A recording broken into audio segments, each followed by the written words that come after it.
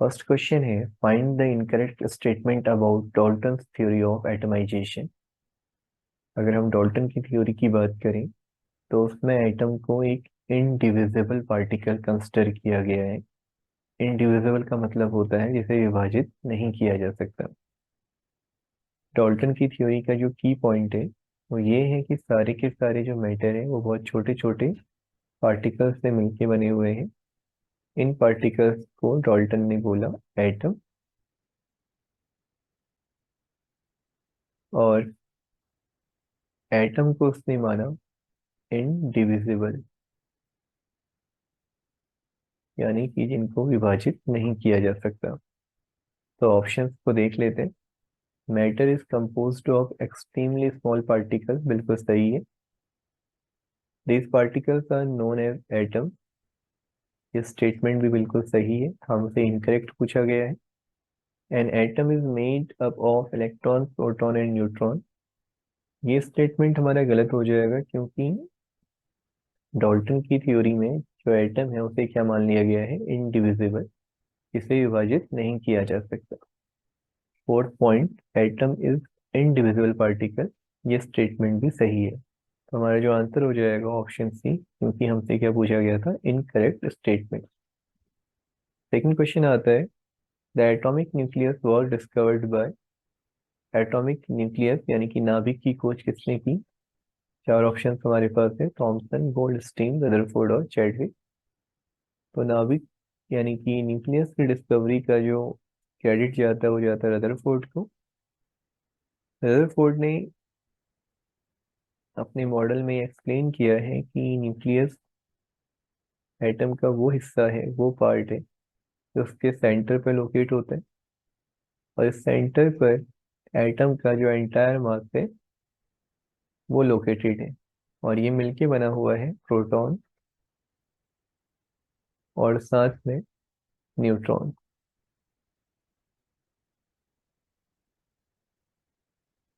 Proton और neutron मिलके क्या बनाते हैं, न्यूक्लियस बनाते हैं, और जो एटम है उसका सारा का सारा मास इस सेंटर पर ही क्या है, located.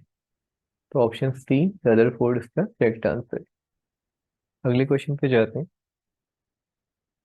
Mass number of an atom is, second question में जो मैंने आपको बताया, अगर हम मास नंबर की बात करें, एटॉमिक मास की बात करें, तो किसी भी एटम का जो एंटायर मास है वो उसके सेंटर पे, उसके न्यूक्लियस पे लोकेटेड है।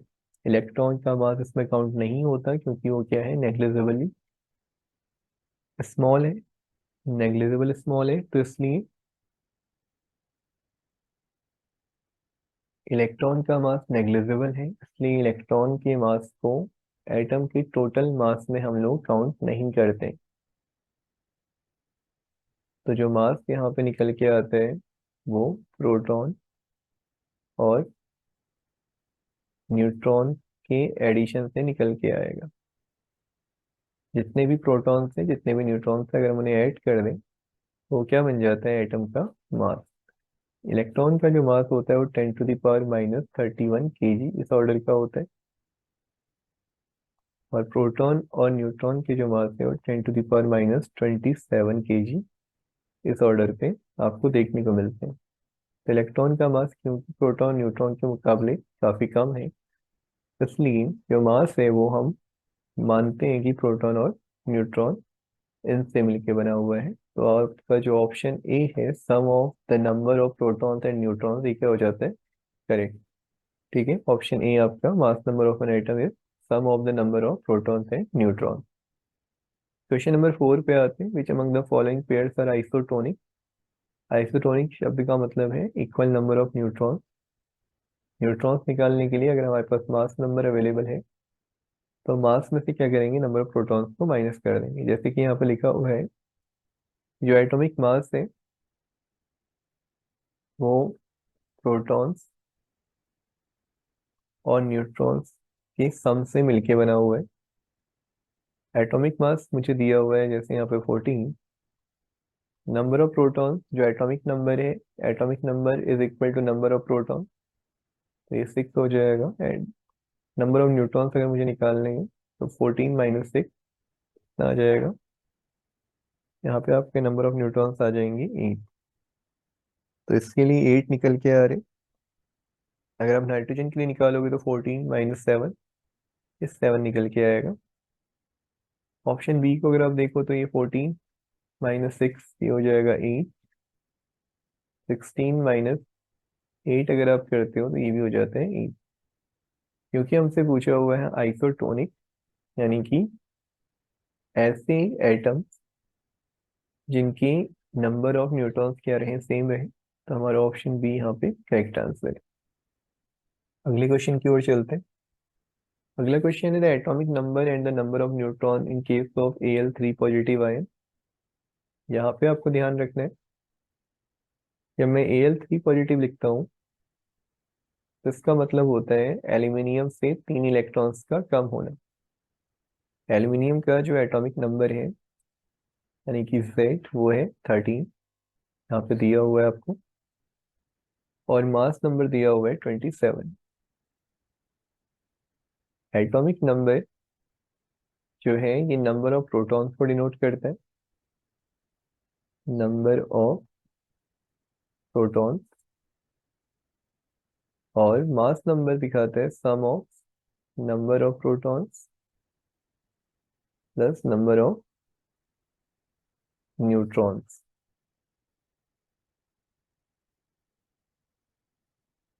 जब मैं Al3 पॉजिटिव बोल रहा हूँ तो Al3 पॉजिटिव का मतलब है, का मतलब हो गया एल्यूमिनियम में से 3 इलेक्ट्रॉन्स का कम होना। एल्यूमिनियम एटम से 3 इलेक्ट्रॉन चले गए तो ना ही हमारे नंबर ऑफ प्रोटॉन्स पे कोई फर्क पड़ना है, ना ही नंबर ऑफ न्यूट्रॉन्स पे। तो जो मास नंबर हमारे पास 27 है, 27 ही रहेगा, क्योंकि इलेक्ट्रॉन के जाने से मास नंबर पे कोई फर्क नहीं पड़ेगा, और इलेक्ट्रॉन्स के जाने से आपके एटॉमिक नंबर पे भी कोई फर्क नहीं आपको देखने को मिलेगा। देख, ठीक है, यहाँ पे अगर आप देखो तो number of protons are equal to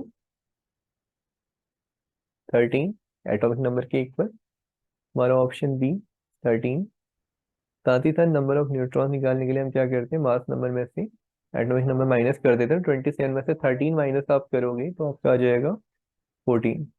तो ऑप्शन बी आपका क्या हो जाता है, correct. Question number 6, the number of electrons, protons and neutrons in F negative.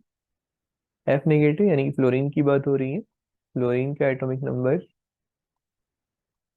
9 है, मास नंबर आपको दिया हुआ है 19। तो आपको क्या करना है, यहाँ पे एफ नेगेटिव अगर लिखा हुआ है तो एफ नेगेटिव में भी आपको ये समझना है कि नेगेटिव या पॉजिटिव, इससे एटॉमिक नंबर या फिर मास नंबर पे कोई फर्क नहीं पड़ता। अगर हम एफ नेगेटिव बोल रहे हैं, इसका सीधा सा मतलब है कि आपके जो फ्लोरीन एटम है, फ्लोरीन एटम में एक इलेक्ट्रॉन आपने ऐड कर दिया है। अगर आप फ्लोरीन एटम में एक इलेक्ट्रॉन ऐड कर दोगे तो ऐड करने से आपका क्या होगा, ये एफ नेगेटिव में कन्वर्ट हो जाएगा। देखिए, इलेक्ट्रॉन के जुड़ने से ना ही आपके मास नंबर पे और ना आपके एटॉमिक नंबर पे कोई फर्क पड़ना है। हाँ, जो चेंजेस आपको देखने को मिलेंगे वो इलेक्ट्रॉन्स में देखने को मिलेंगे। In neutral case number of protons are equal to number of electron. तो अगर हम न्यूट्रल केस की बात करें तो न्यूट्रल केस में क्लोरीन के पास नंबर ऑफ इलेक्ट्रॉन्स कितने होंगे, नंबर ऑफ प्रोटॉन्स के बराबर। Number of protons are equal to atomic number, number of electrons किसके इक्वल हो जाते हैं, 9 के इक्वल। बट एक और इलेक्ट्रॉन ऐड हो गया जिसकी वजह से एफ निगेटिव में कन्वर्ट हुआ है, तो 9 + 1 आपके 10 इलेक्ट्रॉन। 9 + 1 आपके 10 इलेक्ट्रॉन। क्लियर है, क्यों 10 हुआ, क्योंकि पहले 9 न्यूट्रल केस में number of protons are equal to number of electrons, और नंबर ऑफ प्रोटॉन्स हमें पता चल जाता है आपके एटॉमिक नंबर से। तो फ्लोरीन का जो एटॉमिक नंबर होता है वो 9, तो 9 + 1 10 इलेक्ट्रॉन। उसके बाद हम अगर प्रोटॉन का नंबर देखें तो प्रोटॉन जेड इक्वल टू 9 है, एटॉमिक नंबर 9 है तो 9 रहेगा। उसके बाद आपका न्यूट्रॉन, 19 में से 9 माइनस कर दो। न्यूट्रॉन निकालने के लिए हमें क्या करना होता है, मास नंबर में से एटॉमिक नंबर माइनस, तो 19 में से 9 माइनस करोगे तो 10 आ जाएगा। अगर आप देखो ऑप्शन सी, 10, 9 और 10, ये आपका क्या बन जाता है, करेक्ट आंसर। अगले क्वेश्चन की ओर चलते हैं। Charge on a proton, simple question है। अगर हम चार्ज की बात करें तो इलेक्ट्रॉन तो चार्ज होता है -1.6 इंटू 10⁻⁻19 कूलॉम। प्रोटॉन पे जो चार्ज हमें देखने को मिलता है वो है +1.6 इंटू 10⁻19। ये +1.6 नहीं, -1.6 है। चार्ज दोनों में सेम है। इलेक्ट्रॉन प्रोटॉन के अगर इक्वल हो जाए तो हमारा जो एटम वो क्या कहलाएगा, न्यूट्रल। और जो न्यूट्रॉन्स हैं, न्यूट्रॉन्स पे कोई भी चार्ज नहीं होता। ठीक है, न्यूट्रॉन पे कोई भी चार्ज नहीं होते। इसीलिए एक एटम क्या है, न्यूट्रल स्टेट में रहता है, क्योंकि number of electron number of proton के इक्वल है। जब हम आयन बोलते हैं, जैसे अभी F निगेटिव मैंने बोला, या फिर अगर मैं आपका Al3 पॉजिटिव बोल रहा था, तो वहां पे क्या है, नंबर ऑफ इलेक्ट्रॉन और नंबर ऑफ प्रोटॉन क्या है, डिफरेंट है। तो वो चार्ज्ड पार्टिकल बन जाते हैं, आयंस बन जाते हैं। नेक्स्ट क्वेश्चन है, the radius of the first orbit of hydrogen atom is called bore radius. The value of bore radius is. जब हम लोग हाइड्रोजन एटम को देखते हैं तो हाइड्रोजन एटम एक वन इलेक्ट्रॉन सिस्टम है। कन्फिगरेशन होता है 1s1। ये इसका न्यूक्लियस है। न्यूक्लियस के बाद अगर आप देखोगे तो न्यूक्लियस के बाद जो पहली शेल है या पहली ऑर्बिट है, यहाँ पे इलेक्ट्रॉन मौजूद है। तो न्यूक्लियस न्यूक्लियस से लेके यहाँ तक की जो डिस्टेंस है, इस ऑर्बिट की डिस्टेंस, ये कहलाती है बोर रेडियस। ये जो डिस्टेंस है इसको हम लोग बोलते हैं बोर रेडियस। इसकी जो वैल्यू निकल के आती है, कैलकुलेटेड वैल्यू, वो है आपका 52.9 पिकोमीटर, या फिर इसे हम लिख सकते हैं 0.529 एंगस्ट्रम। ऑप्शन बी आपका करेक्ट ऑप्शन है। Next, maximum number of electron for an orbit having n equal to 3। n equal to 3 के लिए मैक्सिमम नंबर ऑफ इलेक्ट्रॉन कितने निकल के आएंगे। डायरेक्ट फॉर्मूला यूज कर लीजिए। डायरेक्ट फॉर्मूला है 2n²। किसी भी शेल या ऑर्बिट में अगर आपको क्या निकालना है, नंबर ऑफ इलेक्ट्रॉन्स निकालने हैं, तो आप 2n² से निकाल सकते हो। यहाँ पे 2n² का मतलब हो गया जिस शेल की हमें बात यहाँ पे करनी है। जैसे यहाँ पे हमें n इक्वल टू 3, तो 3 का स्क्वायर, 3² 9, 9 × 2 आपका आ जाएगा 18। तो तीसरी शेल में मैक्सिमम 18 इलेक्ट्रॉन रह सकते हैं। अगर आपको फोर्थ शेल में पूछा जाए तो फोर्थ शेल में भी आप यही फॉर्मूला लगाएंगे। फोर्थ शेल में आपका आ जाएगा 2, 4 का स्क्वायर, देन आपका 4 स्क्वायर होता है 16, 16 × 2 हो जाएगा 32। फर्स्ट और सेकंड में भी इस तरीके से आप निकाल सकते हो, किसी भी शेल में निकाल सकते हो। देन आपका question number 10, orbital having quantum number n equal to 3 and l equal to 2।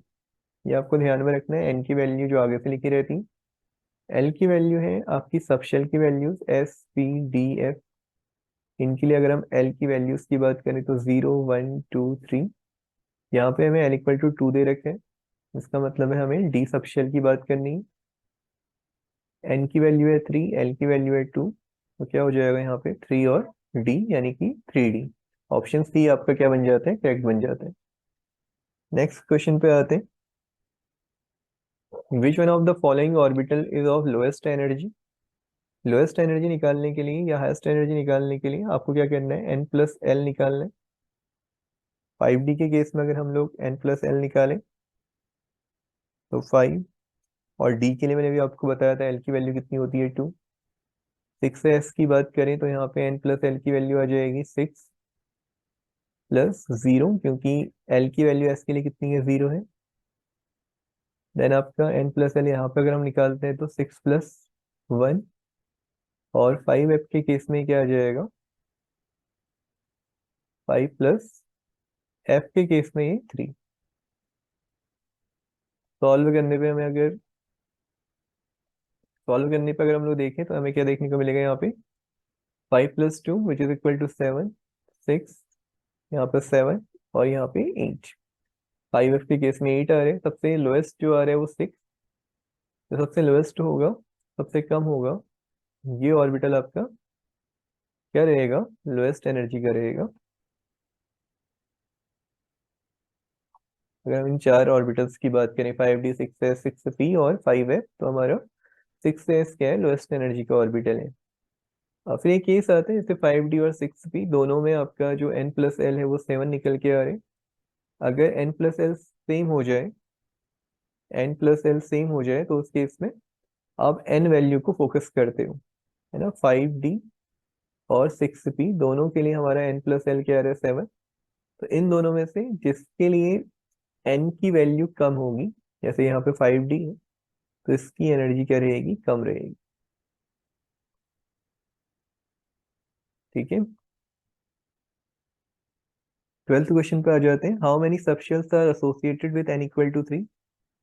अभी क्वेश्चन है कि कितनी सबशेल एसोसिएट रहती है n=3 के साथ में। तो जितनी वैल्यू आपकी n की होती है उतनी सबशेल भी आती है।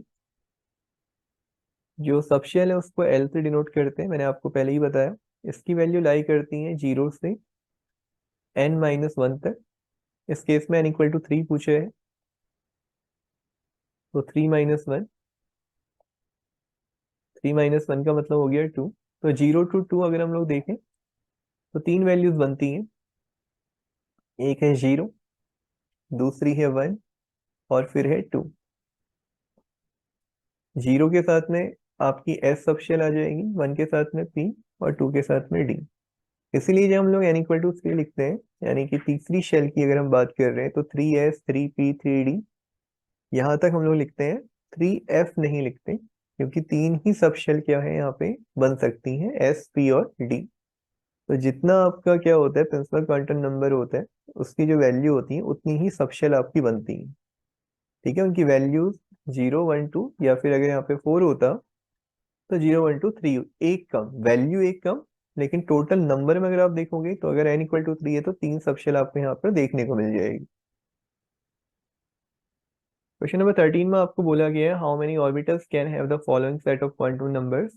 ये आपको ध्यान में देना है कि n=3 दिया है, n=1। इसका सीधा सा मतलब हो गया, ये बात हो रही है यहाँ पे 3 और साथ में p। n=1 का मतलब क्या है, p सबशेल। फिर 3p की बात हो रही है। अगर 3p की बात करें तो फिर इस केस में हमारे पास तीन ऑर्बिटल हो सकते हैं। p के पास तीन ऑर्बिटल होते हैं, कौन कौन सी। ये हो सकता था 3px, 3py और 3pz। लेकिन यहाँ पे m की वैल्यू भी दे रखी है। जब हम लोग px की बात करें या py की बात करें, तो इन दोनों की वैल्यूज होती हैं +-1। सपोज px की वैल्यू +1 है, py की क्या हो जाएगी, -1। या py की आप +1 ले लो, px की -1, और pz की वैल्यू हम लोग यूजुअली कंसिडर करते हैं 0। तो केवल एक ऑर्बिटल की यहाँ पे बात हो रही है। जब आपको मैग्नेटिक क्वांटम नंबर दे दिया जाए, तीन वैल्यूज दे दी जाए, प्रिंसिपल, एजीमुथल और magnetic. Principal quantum number shell को दिखाते हैं, एजीमुथल सब शेल को दिखाते हैं, और एम दिखा देते हैं ऑर्बिटल को। तो यहाँ पे आप पर्टिकुलरली एक ऑर्बिटल की बात कर रहे हो। तो how many orbitals can have the following set of quantum number. जब n=3 है तब ये बहुत ज्यादा हो सकते हैं। अगर आपको केवल n दिया जाता, n=3, और आपसे पूछा जाता बताओ इसके साथ कितने ऑर्बिटल एसोसिएट हैं, तो आप निकालते n²। इसका आंसर होता 9। वो 9 ऑर्बिटल कौन कौन से होते हैं ये भी मैं आपको बता देता हूँ। 9 में आपके पास s ऑर्बिटल, p ऑर्बिटल और d ऑर्बिटल। अभी आपने देखा था कि जब n की वैल्यू 3 है तो तीन सबशेल बनती है, s, p और d। s के पास एक ऑर्बिटल होता है, p के पास तीन ऑर्बिटल होते हैं, ये तीन ऑर्बिटल, और d के पास पांच ऑर्बिटल होते हैं। ओवरऑल 5 + 3 + 1, यहाँ पे 9। तो हमें उस समय ये कंफर्मेशन नहीं मिल पाता कि कितने ऑर्बिटल्स या इलेक्ट्रॉन कौन से ऑर्बिटल में मौजूद है, ये 9 में से कहीं भी हो सकते हैं। जब हमें एल की वैल्यू भी दे दी गई, तो एल की वैल्यू से हमें इतना पता चल गया कि ये थर्ड शेल में इस सब शेल की बात हो रही है, लेकिन यहाँ पर भी हमारे पास तीन ऑर्बिटल हैं। जब मैग्नेटिक क्वांटम नंबर दे दिया तो उसमें हमें ये पता चल जाता है कि इस सबशेल के अंदर किस ऑर्बिटल की बात हो रही है। तो तीनों वैल्यूज अगर हमारे पास है, इसका सीधा सा मतलब है केवल और केवल एक ऑर्बिटल के साथ ही तीनों वैल्यू रह सकती है। आई होप ये क्लियर हुआ होगा आप लोगों को। नेक्स्ट क्वेश्चन पे आते हैं, ये है आपका the value of Avogadro number. Avogadro number दिखाते हैं कि एक मोल में कितने पार्टिकल्स होते हैं। वो पार्टिकल आपके एटम हो सकते हैं, मॉलिक्यूल्स हो सकते हैं, आयंस हो सकते हैं। 1 मोल वर्ड है, 1 मोल, 1 मोल में नंबर ऑफ पार्टिकल्स। तो 1 मोल में नंबर ऑफ पार्टिकल्स आपके जो निकल के आते हैं वो है ऑप्शन ए 6.023 इंटू 10⁻23। इतने पार्टिकल आपको 1 मोल में देखने को मिलते हैं और यही नंबर कहलाता है आपका एवोगैड्रो नंबर। लास्ट क्वेश्चन पे आते हैं। The correct sequence of electromagnetic radiation in order of increasing energy. तो इंक्रीजिंग ऑर्डर पे आपको ये लगा रहा है। इंक्रीजिंग ऑर्डर पे अगर हम लोग देखें, एक बेसिक आइडिया से भी हम लोग क्या कर सकते हैं, यहाँ पे इस क्वेश्चन का आंसर कर सकते हैं। जो यूवी रेडिएशन होता है, इसकी एनर्जी क्या रहती है, विजिबल से ज्यादा। तो यूवी विजिबल से ज्यादा कहाँ कहाँ पर है वो हम देख लेते हैं। यूवी यहाँ पे लेस देन है, यहाँ पे लेस देन है, यहाँ पे ग्रेटर है, और यहाँ पे ग्रेटर है। इसका मतलब है कि ऑप्शन सी या डी में से ए करेक्ट होगा। विजिबल रेडिएशन आईआर से ज्यादा एनर्जी कंटेन करता है, ये आपका ऑप्शन सी में आपको देखने को मिल रहा है। तो ऑप्शन सी आपका क्या हो जाएगा, करेक्ट हो जाएगा।